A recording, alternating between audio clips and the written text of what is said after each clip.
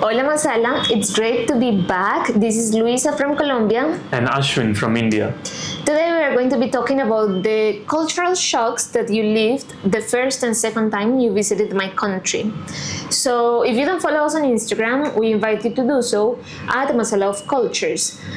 There we just finished a series of 10 videos telling the common and funny situations that you lived in Colombia that were somehow cultural shocks to you. Would you like to talk more about it? Absolutely, yes. And at first, when we began the series, I was like, okay, how many videos can we make? And there cannot be so many shocks, right? It has to be a very limited number.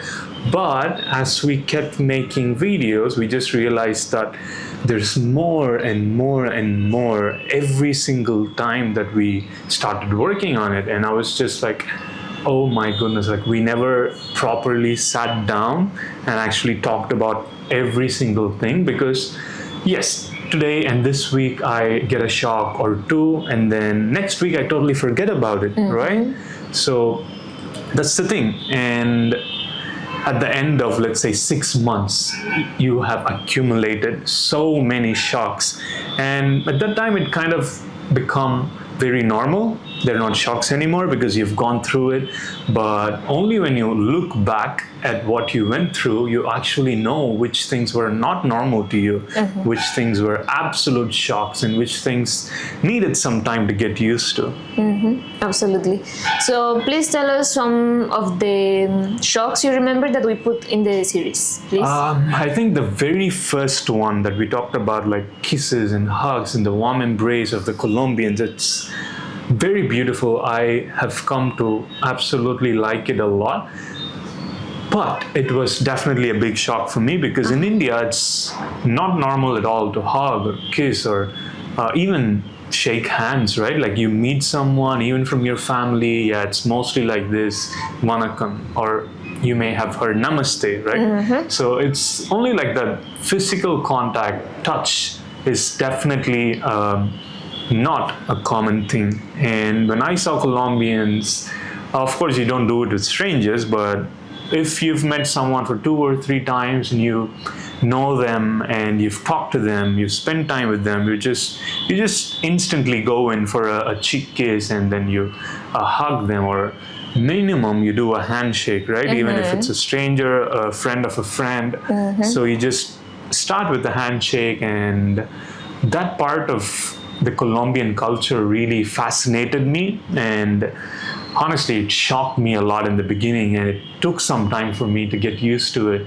But right now I absolutely love it, because it's very warm, and especially within the family, and you don't get to meet your family, your cousins, your relatives a lot, right? So whenever you meet them, you give that embrace to them, you give that hug to them, the kiss in the cheek.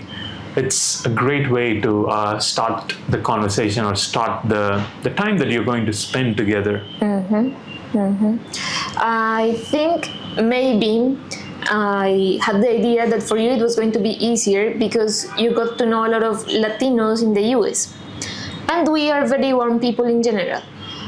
However, I remember the first time he arrived to our house, my aunts and cousins, they were a little apprehensive initially, because they're like, okay, we know that you don't hug, but we really want to give you a hug because now you're part of the family and you're coming to visit us from such a faraway place. And they really wanted to do it. So it was like, can we hug you? Are you okay with it? But it was surprising to me to see that it was that shocking. Yes, I mean, of course, as you mentioned, I've seen that a bit in the US when we initially spent the time together. But in the US, there's like, of course, there's a lot of Latinos, but they're mostly friends, right? Or friends of friends. There's not family there. So, but when family is involved, it's an entirely different scenario, right?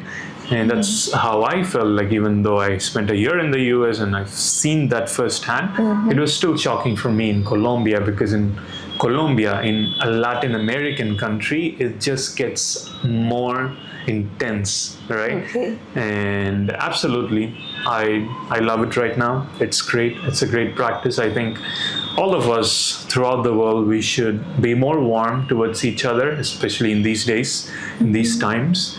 So yes, that's about the hugs and kisses and the warm nature of Colombians.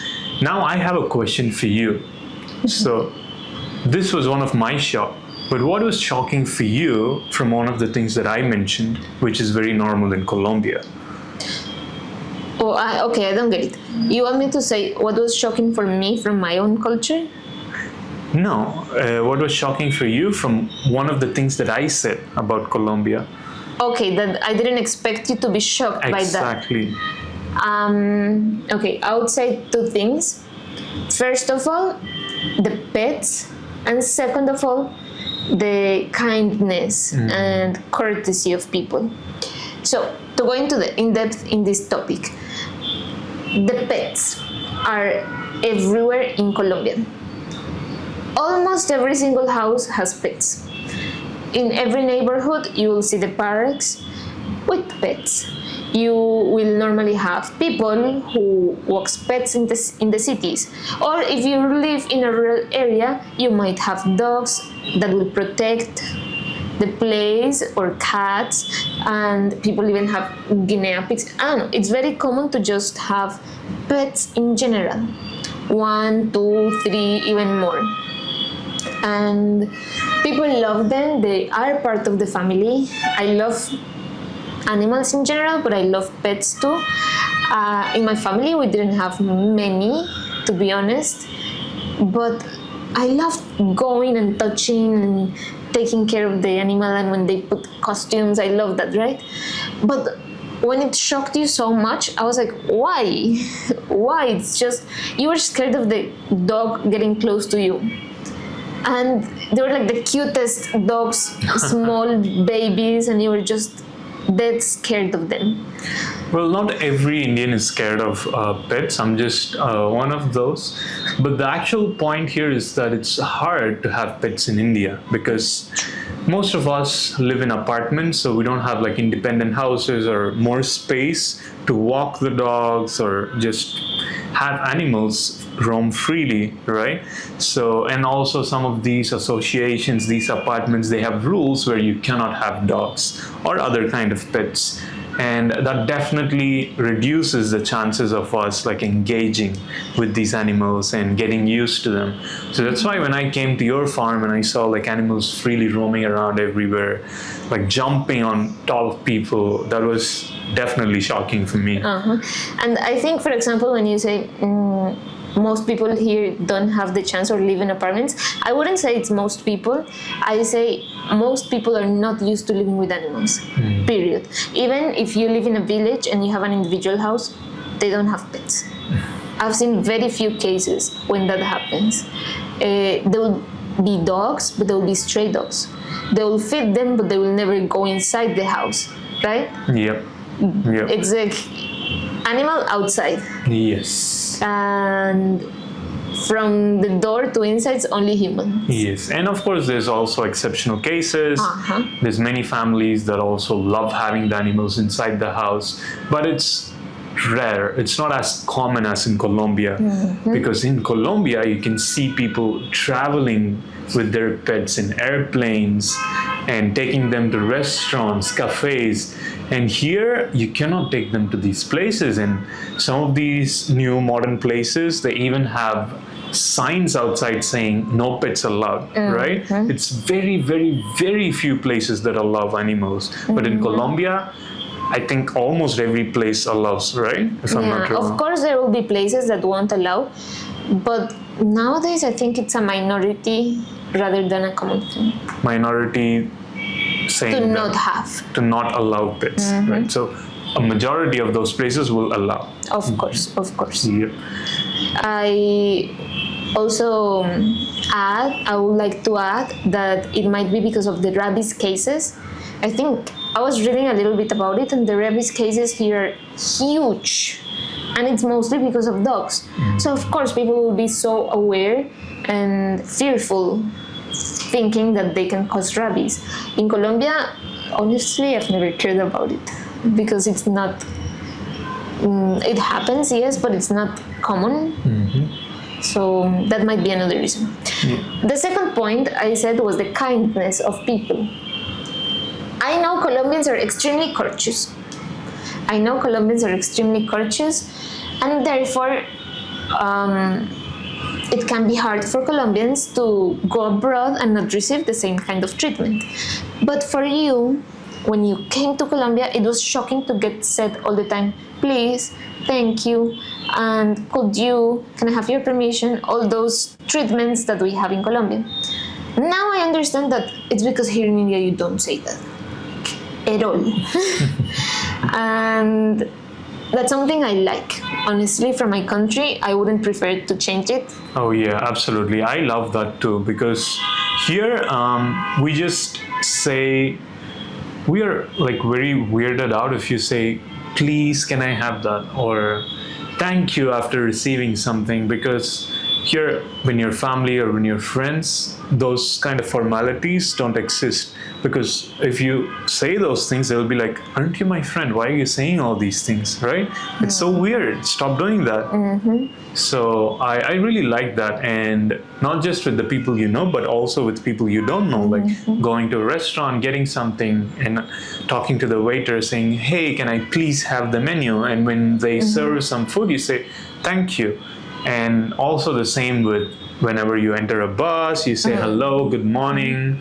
And you meet a fruit seller, you say, hi, how are you? How's your day? Exactly. And of course, it's like you won't be talking like many minutes. It's just like the first few seconds, and to just have a warm introduction, warm welcome, saying hi, and then going to whatever you want to do, like buying fruits or buying a ticket in the bus or anything like that. So I also definitely like that aspect. So of course it was shocking for me to see you shocked by something that in the moment was so duh for me. Exactly. Right? Yes. But now I understand. I understand that here that doesn't happen. It's, I wouldn't say a cold culture, but it is definitely a more reserved. Direct. No, Indians are not direct at all. I would say it's more reserved, like you and me. Like you mind your own business. You, somehow. I wouldn't say exactly those words, but somehow it is like that. You enter a flat, and especially if you're a woman and there's a man, you don't say anything. Or here in Chennai, that doesn't happen often. Yeah, like you just, if you want to buy something, you buy and you get away. Yeah, it's like, hey, can you give me this? How much? Okay, bye, thank you. If there's a flat, you enter, even if they're your neighbors, maximum you'll be like, nodding your head. Yeah, hello, how are you? Maximum. So that was shocking to see that it was shocking to you. Yes. And so one more thing that I was thinking about that shocked me as well is the geography of Colombia and how the population is distributed. Because in India, most of the people live in the plains, the flat surfaces next to the oceans or even inland. But in Colombia, most of the people live in mountain ranges, the Andes Mountains. For me, it was very shocking, primarily because navigating or traveling in the mountains, it's very hard for us, right? Especially we just go there for vacations, summer vacations or things like that. And obviously there are many hill cities and people live there all the time and they have their businesses, they have their life set there, but it's still like very small compared to cities and plains. So when I saw like the capital of the country, more than 2,000 meters above sea level, and all the most highly populated cities in Colombia being in mountains, in hills, and on top of the Andes ranges, it was very shocking for me. And also, like when you are just walking, all of a sudden it's going up and it's going down, it's going up and going down. So it's hard. It was very hard for me to walk because I've always walked in flat surfaces, but it was definitely a good workout for the legs. Okay, so for context, I live in the coffee access, and we were traveling for some time in some cities. Most of them were in the Andes Mountains. We were in Manizales, of course, Pereira, Armenia, but also in Huila. Medellin, Bogota. Bogota doesn't have that many because it's in the plain, but on top of the mountain, right?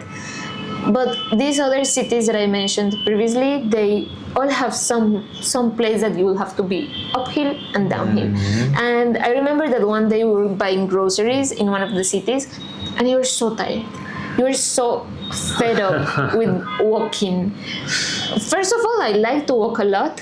I don't prefer taking cabs just to walk for some time. No, you just use your legs. And second of all, I didn't know it was so hard for you, because I think you normalize, because you live there, and you normalize all your experience. But it's true, here you barely ever see, in Chennai, you barely ever see mountains. Yes, absolutely. Here, like whether you want to drive in the highway or go to my hometown, which is 6-7 hours away from here, you take a car and it's like a very easy ride. There's no ups and downs. It's just straight roads and plains.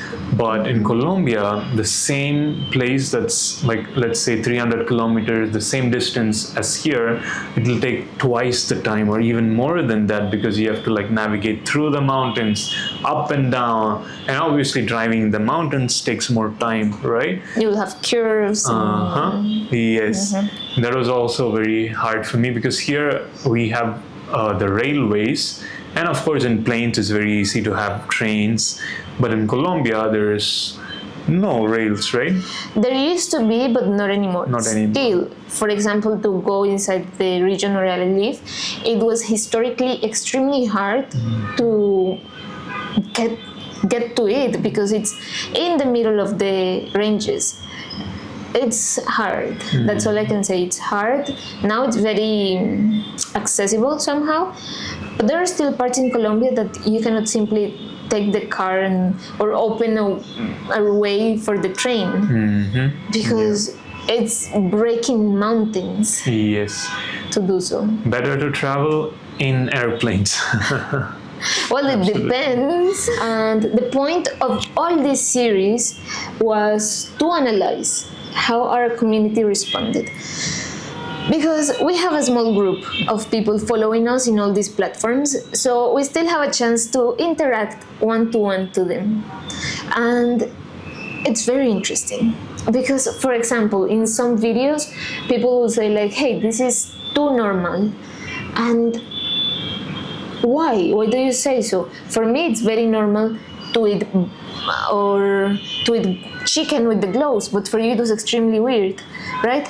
Or when we made the video about brushing the teeth 3 times a day, but for you it's only 2 times a day, the ad. Yeah, the Colgate ad.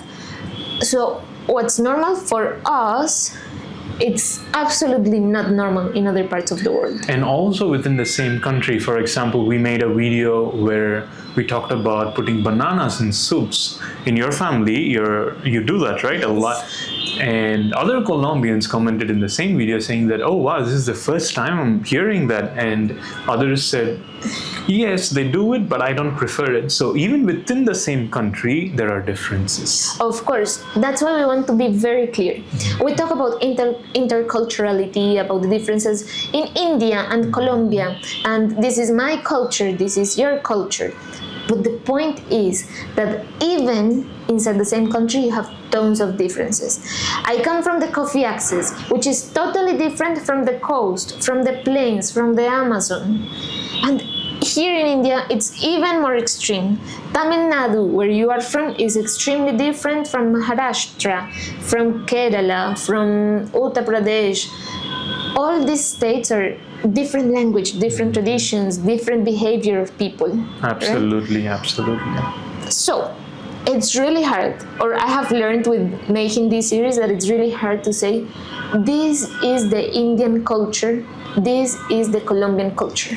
Yes. Because we have so much diversity in our countries that we cannot just say Colombians behave like this and Indians behave like this. Yeah, it's never black or white.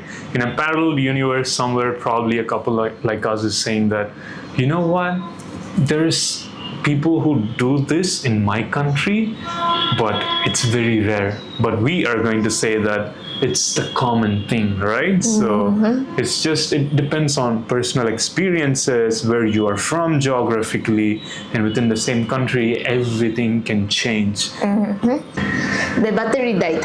Anyway. Yes. The point that we were trying to say and how we wanted to conclude is that no matter where you are, there are going to be differences. You found that Colombians were in general very kind, but we also have extremely rude people.